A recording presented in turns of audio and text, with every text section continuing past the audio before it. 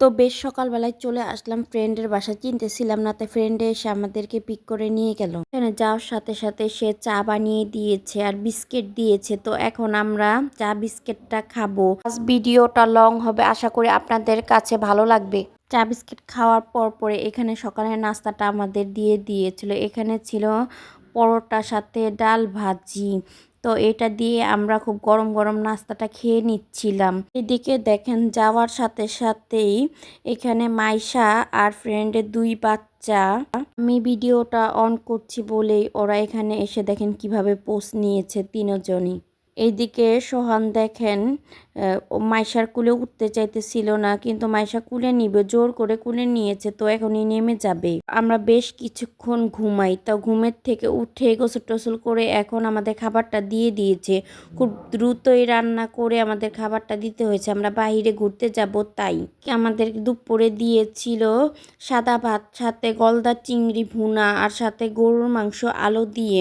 খাবারটা গরম, আমাদের কাছে খুবই ভালো লাগছে। রেডি হয়ে খুব দ্রুতই বের হয়ে গেছি। এখানে আমাদেরকে আগায় দিতে আসছে ফ্রেন্ড এবং ফ্রেন্ডের দুইটা বাচ্চা। এখান থেকে একটা রিক্সা নিয়েই চলে যাচ্ছি। এখন দেখেন মেয়েকে যখন ভিডিও সামনে আনা হয় তখনই আপনাদের দেখে হাই দেয় আর অনেক বেশি খুশি হয়। রিক্সা থেকে নেমে আমরা এখন দাঁড়িয়ে আছি একটা সিএনজির জন্য। আমরা সিএনজি রিজার্ভ নিয়ে চলে যাব চট্টগ্রাম ফুলশিতে। বেশি এক্সাইটমেন্টের কারণ আপনাদের সাথে ইন্ট্রোটা তো দেওয়াই হয়নি, ইন্ট্রোটা দেওয়া যাক। আসসালামু আলাইকুম ভাই ও বোনেরা, আপনারা সবাই কেমন আছেন? আশা করি আপনারা সবাই ভালো আছেন। আলহামদুলিল্লাহ আমিও ভালো আছি। নরিনের ফ্যামিলি ব্লগে জানাই স্বাগতম। জিপেতে আমাদের বেশ কিছুক্ষণ সময় লাগতেছিল, তো এখানে সিএনজিতে বসে আছি। আমাদের ওইখানে বেশ অনেক সময় লেগেছে পৌঁছাতে।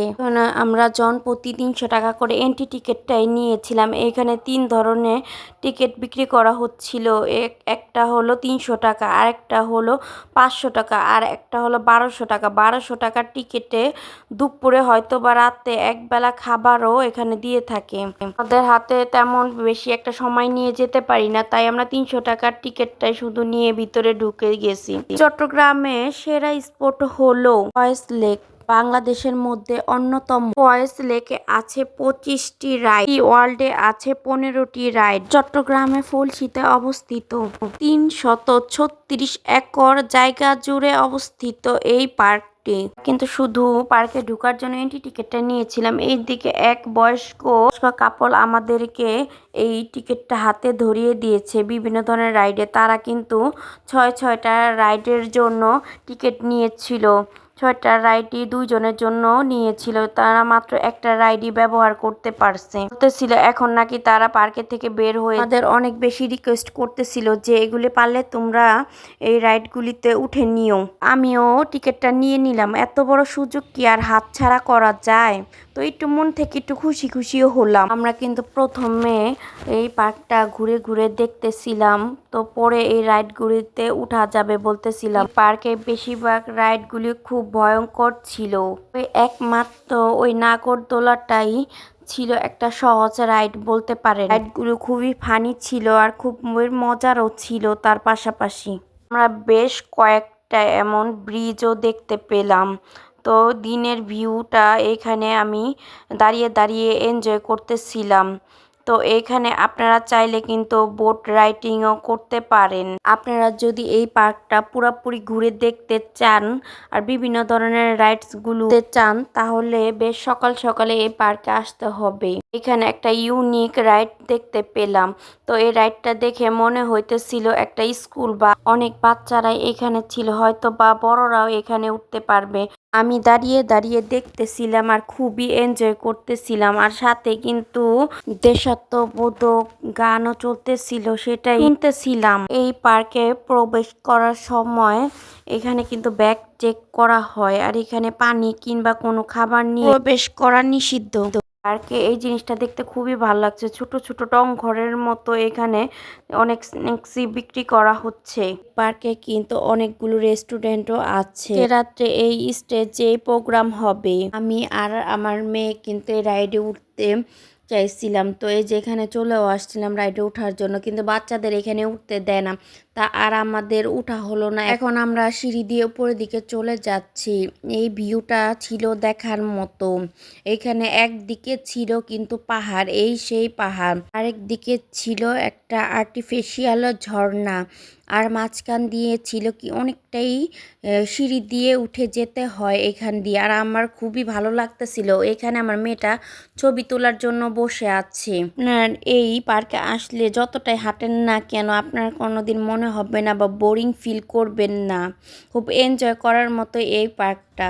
এদিকে দেখেন দুইটা ডলফিনও বানিয়েছে, সাথে ছিল একটা পেঙ্গুইন। এখানে আমরা বেশ কিছু ছবি ভিডিও করে নিলাম।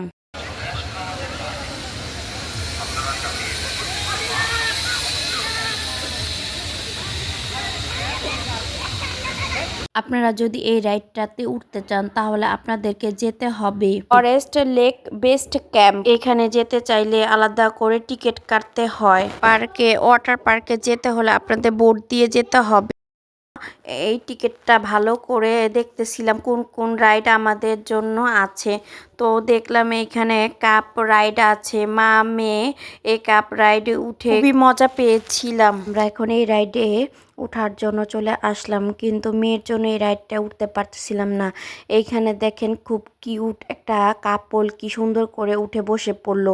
আমি আমার মেয়েকে বলতেছিলাম তুমি এখানে দাঁড়িয়ে থাকবে আর এই রাইডটা আমরা একটু উঠতে চাই। তো ও বলতেছে না আমার ভয় লাগে, তুমি উঠতে পারবে। উঠতে গেলে দুজনে উঠতে হয়, একজনে উঠতে হয় না, তাই আর আমাদের উঠা হলো না। এখন এই সুন্দর সিঁড়ি দিয়ে আমরা নেমে যাচ্ছি নিচে। কে নিয়ে এই পার্কে আসলে এই সমস্যাটাই এখনো হয়ে থাকে যে ওর জন্য আমরা প্রায় রাইডে উঠতে পারতেছি না। এখানে কিছু খরগোশও দেখতে পারতেছি, দেখতে খুব ভালোই লাগতেছিল। অনেকদিন পরে এই খরগোশগুলি দেখতে পারছি। এখানে 3টা খরগোশই বলতেছিল এই রাইডে উঠবে, তো মেয়েটাকে উঠানো হলো। এই রাইডের নাম ছিল হলো হ্যাপি ক্যাঙ্গারো, কিন্তু এখানে দেখেন একটা বিড়ালের ছবি দেওয়া, তাই মেয়ে বলতেছিল এটা হলো বিড়াল রাইড।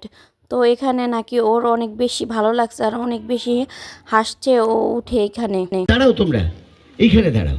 ওদের পুরস্কার আরেকটা বের করে নিয়েছি, আর সেটা হচ্ছে চকলেট। ঠিক আছে, এটা অনেক বড় পুরস্কার। এটাও কনকর্ড ফয়েজ লেকের পক্ষ থেকে। শোনো, কোন হাতে নেবে, ডান হাতে না বাম হাতে? না, দুটো এই নাও, একটা ডান হাতে একটা বাম হাতে, কেমন? তোমারও একটা ডান হাতে একটা বাম হাতে, কেমন? তোমারও একটা ডান হাতে আর একটা বাম হাতে, কেমন? আর বাকি চকলেটগুলো এইভাবে দিতে গেলে ঝুঁকি হয়ে যাবে। আপনি একটু আসবেন প্লিজ। এইখানে যারা কেউ চেয়ার থেকে ছাড়বে না। এখানে যারা আছে তাদের একটা হাতে একটাই, বাম ডান না, 2 হাতে একটা একটা। এখন সময় ম্যাজিশিয়ান আমাদের আনন্দ দিয়েছে। অনেক বোঝানোর পরে মেয়েকে সাইডে দাঁড়া করে মেয়ে আর মেয়ের বাবা এই রাইডে উঠেছিলাম। তারপর আমাদের অবস্থাটা খুবই খারাপ হয়ে যায়, বিশেষ করে মেয়ের বাবা। দিকে একটা আর্টিফিশিয়াল ঝর্ণা দেখতে পাই, একটু ভিডিও করে নিলাম। এর থেকে রাতের ভিউটা বেশ ভালোই লাগতেছিল। ঘোরাঘুরির পরে খুব টায়ার্ড হয়ে পড়েছে মেয়ে এবং মেয়ের বাবা এখানে রেস্ট নিচ্ছে। আমাদের ঘোরাঘুরি শেষ, এখন পার্কের থেকে বের হয়ে যাচ্ছে। বের হয়ে দেখি এই দিকে একটা চিড়িয়াখানাও আছে। তো চিড়িয়াখানার গেটটা দেখেন কিভাবে বানিয়েছে, হাতি এবং জিরাফ দিয়ে গেটটা বানিয়েছে। আমার মেয়ে তো বলতেছিল আমরা ভিতরে যাব, কিন্তু এই মুহূর্তে তো বন্ধই হয়ে গেছে, তুমি কিভাবে যাবে? ওকে বুঝাচ্ছিলাম অন্য কোনো দিন আসলে তোমাকে নিয়ে যাব। থেকে আসার পথে এইখানে রাস্তার 2 দিকেই এরকম ছোট ছোট দোকান বসেছিল, তো এগুলো দেখতে ভালোই লাগতেছিল। এখান থেকে আমাদের কিছুই কেনা হয়নি। তো এখন মেয়ের জন্য অর্ধেক খাও, অর্ধেক করে দিছে, অর্ধেক খাও। আমরা দুইজনে, তুমি অর্ধেক খাও। ডিমের ওইটি মানে ডিম পিঠা না তো, খেতে পারবো না এটা খায়। তুমি খাও অর্ধেক, আমি খাই। ভিডিওটা এই পর্যন্তই। আল্লাহ হাফেজ।